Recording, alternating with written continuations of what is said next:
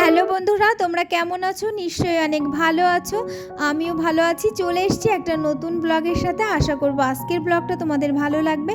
তো আজ হলো শনিবার আর এখন বাজছে সকাল 7টা থেকে আজকের ব্লগটা স্টার্ট করলাম। তো বন্ধুরা, সকাল সকাল আজকে একটা সিদ্ধান্ত নিয়েছি যে বিছানার চাদর, বালিশের কভার যা কিছু আছে সব কিছু চেঞ্জ করে নেব। কিন্তু কেন চেঞ্জ করে নেব? প্রচণ্ড নোংরা হয়েছে, প্রচণ্ড নোংরা। বেশ কয়েকদিন আগে কাচলেই ঠিক হতো, কিন্তু আমার ঠিক কাঁচা হয়ে উঠছে না, প্রতিদিন আলসেমি লাগছে পাল্টাতে। যাই হোক, আজকে আর আলসেমি করলে হবে না, কারণ এতটা নোংরা হয়েছে যে মানুষে আমাকে এসে খারাপ বলবে। যাই হোক, পাল্টে দিলাম আর একটা নতুন চাদর পাতিয়ে দিলাম। আর বালিশের কভার টভারগুলো পরে লাগাবো, কারণ বালিশগুলো না একটু রোদে দেব, কারণ রোদে দিলে বালিশের ভেতরে যে হালকা গন্ধ টন্ধগুলো হয় সেগুলো কিন্তু রোদে দিলে একদম থাকে না।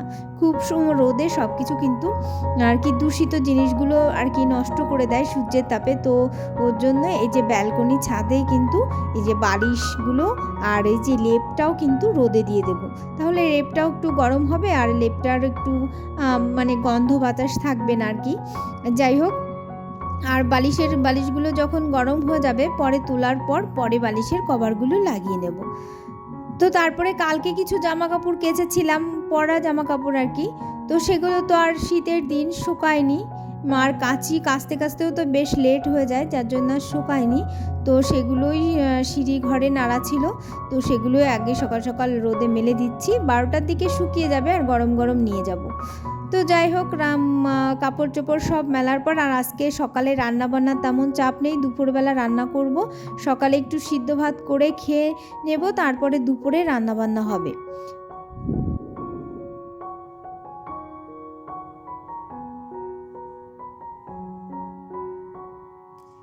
আর এদিকের কিচেনে যে ছোট ছোট গাছগুলো লাগানো আছে, তো সেগুলো না মানে অনেক দিন জল দেওয়া হচ্ছে না। তো আর এগুলো তো রোজ রোজ জলও দেওয়া ঠিক না, আর শীতের দিন একটু লেট করে জল দিলেই ভালো। তো আজকে একটু এগুলোতেও জল দিয়ে দিচ্ছি।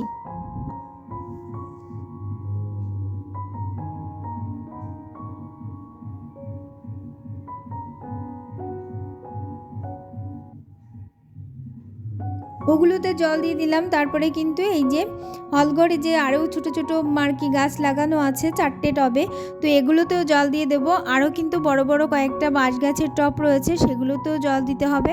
প্রতিদিনকার জল দেওয়ার পালা কিন্তু আমার থাকেই। কত জায়গাতে আমাকে জল দিতে হয়, যেমন খোলা ব্যালকনিতে কত গাছ রয়েছে সেগুলোতে, তারপরে ছোট ব্যালকনিতে, তারপরে কিচেনে, তা হলঘরের সামসেটে কিংবা হলঘরটাতে, তারপরে উঠোনের সামনে একটা ছোট গার্ডেন করা হয়েছে সেখানে, তারপরে তো সবজি বাগানে আছে। সবজি বাগানে তো কত গাছ, কত একদিক থেকে জল দিতে দিতে আরেক দিক কিন্তু শুকিয়ে যাচ্ছে। তো আমরা দুজনে মিলে ঘরের যাবতীয় সব গাছগুলোতে আমি কেয়ারিং করি, আর কিন্তু সবজি বাগানে আমার হাজব্যান্ড এবার প্রচুর খাটাখাটনি করছে। তো যাই হোক, দুজনে মিলে আমরা আর কি সংসারটাকে গুছিয়ে রাখার চেষ্টা করি। সুন্দর গোছানো সংসার কার না ভালো লাগে বলো? তার জন্যই আমাদেরও কিন্তু খুবই ভালো লাগে, আর আমার তো খুবই ভালো লাগে। তার জন্য আমি সব দিক থেকে সংসারটাকে গুছিয়ে রাখতে বেশ পছন্দ করি। তো যাই হোক, শোকেজের উপরে না বেশ ধুলো পড়ে গেছিলো, তো কোনো কাপড় দেওয়া ছিল না। এরপরে না যাই হোক একটা কার্পেট কিংবা কাপড় অবশ্যই দেওয়া দরকার, কারণ এরপরে এতটা ধুলোর আস্তরণ পড়ে আর এইটা কিন্তু পুরো পালিশটাকে নষ্ট করে দেবে। কিন্তু এটা আমার মাথায় ছিল না, জাস্ট আমি তখন সাজিয়ে রেখেছি, আর কিচ্ছু কাপড় চোপড় কিছু দেওয়া হয়নি। তো এখন আবার মুছে টুছে একটা কাপড় দিয়ে দিলাম, পরে একটা ভালো কাপড় দেখে আবার এখানে পাল্টে দেবো। এখন আপাতত এটাই দেওয়া থাকলো। আর শোকেসটা একটু ভালো করে মুছেও দিলাম। আর এদিকে দরজাগুলোর যে খাতগুলোতে না দেখছি প্রচুর ধুলো পড়ে গেছে, তো দরজাগুলোও ভালো করে মুছে নিচ্ছি। আর এগুলো যদি মুছে পরিষ্কার না রাখি তাহলে কিন্তু এর পালিশ নষ্ট হতে সময় লাগবে না। তার জন্যই চেষ্টা করি যতই কষ্ট হোক না কেন মুছে সব জায়গায় একটু পরিষ্কার পরিচ্ছন্ন রাখার জন্য, যাতে জিনিসগুলো একটু টেকসই হয়, একটু ভালো থাকে, একটু দেখতে ভালো লাগে আর কি, এর জন্য। তো তারপরে যে আগে একটা আমি তোলা উনুন বানিয়েছিলাম, সেটা না বৃষ্টির জলে, মানে বৃষ্টি হয়েছিল না কদিন আগে, সেই বৃষ্টির এসে আমি এই সানসেটের নিচে রেখেছিলাম, কিন্তু শীষ গিয়ে গিয়ে উনুনটা একদম গলে গেছে। আর এঁটেল মাটি ছিল, এক সাইড দিয়ে এমন গলে গেছে যে ওখানে যদি আমি আবার নতুন করে মাটি দিই, সেই মাটিটা কিন্তু আর জুড়বে না।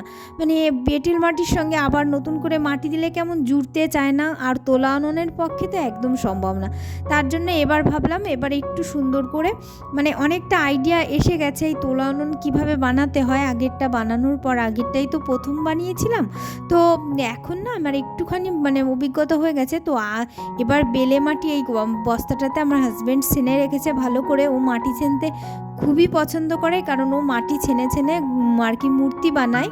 তো ওর জন্য আমিও বলেছি আমাকে একটু মাটি ছেনে রাখতে আমার জন্য। তো ছেনে রেখেছে, কিন্তু এতটা নরম হয়ে গেছে যে উনুন একদম বানালে থাকছে না, মানে একদম ঢেলে ঢেলে পড়ে যাচ্ছে। তো ওই এমন একটু কোনো মতে একটু মাটি দিয়ে একটু কায়দা করে রেখে দিলাম, এটা শুকাবে, তারপরে কিন্তু আস্তে আস্তে এটাকে ঠিক করতে হবে। যাই হোক, স্নান করে নিয়েছি, স্নান করে চলে এসেছি রান্নাঘরে।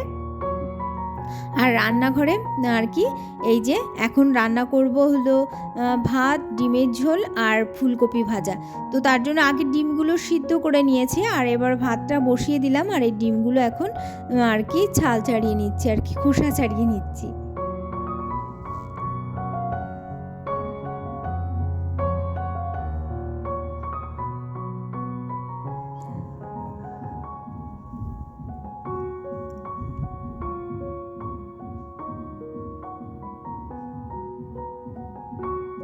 তো ফুলকপি ভাজার জন্য আর তেল দিয়ে দিয়েছি, আর একটু কালো জিরা, একটু শুকনো লঙ্কা ফোড়ন দিয়ে দিয়েছি। আর এবার ফুলকপিটা একটু ভেজে নেব। অল্প অল্প রান্না করছি একবারের জন্য, রাতে কিন্তু কেউ আর ভাত খাবে না, এই দুপুরবেলায় খাওয়া হবে। রাতে কিন্তু রুটি করব, আমরা সবাই রাতে কিন্তু রুটিই খাই।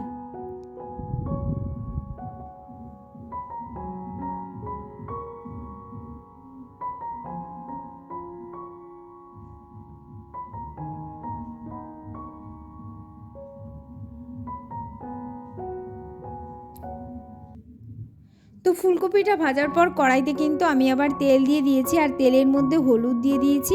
এবার ডিমগুলো ভেজে নিচ্ছি। এভাবে কিন্তু ডিমগুলো ভাজলে না এত সুন্দর করে ডিমের গায়ে হলুদটা লেগে যায়, পুরো বোঝাই থাকে না। আর যদি বোঝাই যায় না, যদি হলুদ মেখে তারপরে ভাজা হয় তাহলে কিন্তু কেমন একটা ছাকা ছাকা ভাব হয়ে থাকে, বেস্ট একদম নিখুঁতভাবে কালারটা আসে না। তো ওর জন্য না এভাবে কিন্তু তোমরা ভাজতে পারো। প্রথমে তেলের ভিতরে একটু হলুদ দিয়ে ডিমগুলো দিয়ে তারপরে ভেজে নিলে ডিমের কিন্তু এত সুন্দর একটা কালার আসে, কি বলবো। তারপরে কিন্তু সমস্ত মশলা, টমেটো, লবণ, হলুদ দিয়ে মশলাটা সুন্দর করে কষে নেব। পুরো এতে কোনো আলু দেব না, একদম সিম্পলভাবে, মানে সিম্পল শুধু মশলা দিয়েই কিন্তু এগ কারি রান্না করব। তো এভাবে তোমরা এগ কারি রান্না করে খেতে পারো, কারণ এভাবে না খুব টেস্ট হয়। আর এই মশলার মধ্যে কিন্তু সামান্য চিনি দিয়ে দিতে হবে, কারণ একটু সামান্য একটু মিষ্টি মিষ্টি লাগবে, আর খেতে কিন্তু দারুণ হয় এই কারিটা। আর আমাদের কাছে তো মানে এই কারিটা তো আমাদের বাড়ির প্রত্যেকে, মানে মা ছাড়া, মা তো ডিমও খায় না, তো প্রত্যেকে খুবই পছন্দ করে। তো হালকা অল্প জল দিয়ে কিন্তু এটা রান্না করতে হবে, কিন্তু খুব অনেকক্ষণ ধরে জাল করা যাবে না। এই যে আমি মানে কিছুটা টাইম জাল করে নিয়ে যে ধনিয়া পাতা দিয়ে দিচ্ছি, ধনিয়া পাতা কিন্তু এই কারিটায় আরও বেশি স্বাদ এনে দেয়। তো যাই হোক, কারিটা হয়ে গেছে, এবার কিন্তু নামিয়ে নেব। তো এই যে রান্না করা হয়ে গেছে, আর এখান থেকে মানে আমি, আমার মেয়ে আর হাজব্যান্ড তিনজনে 3টে ডিম খাবো, আর 2টো ডিম এই যে আমার ভাসুরের মেয়েদেরকে দিয়ে দিচ্ছি। ওরাও না এটা খুব পছন্দ করে, তো ওদেরকেও একটু দিয়ে দিলাম।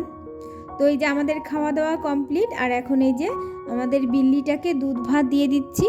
তো যেদিন মাছ থাকে না সেদিন ওর জন্য দুধ রেখে দিই, ও দুধ ভাত খেতে বেশি পছন্দ করে, মাছও খেতে পছন্দ করে, মাংসও খায় আর দুধ ভাতটাও খায়। মাছ তো সব দিন থাকে না, ওর জন্য চেষ্টা করি দুধটা রাখার, তার জন্য দুধ ভাতটা দিলেও ভালো খায়। তো যাই হোক, তারপরে রান্না বান্না খাওয়া দাওয়া কমপ্লিট, আর এদিকে 2-3টে নারকেল কাটতে, মানে আর কি খোসা ছাড়াতে দিয়েছি হাজব্যান্ডকে। তো তার মধ্যে দেখছি সবকটা নারকেলে না আর কি গাছ হয়ে গেছে, তো একটা রেখে দিলাম, আর 2টো আর কি ছাড়িয়ে ফেলতেই বললাম।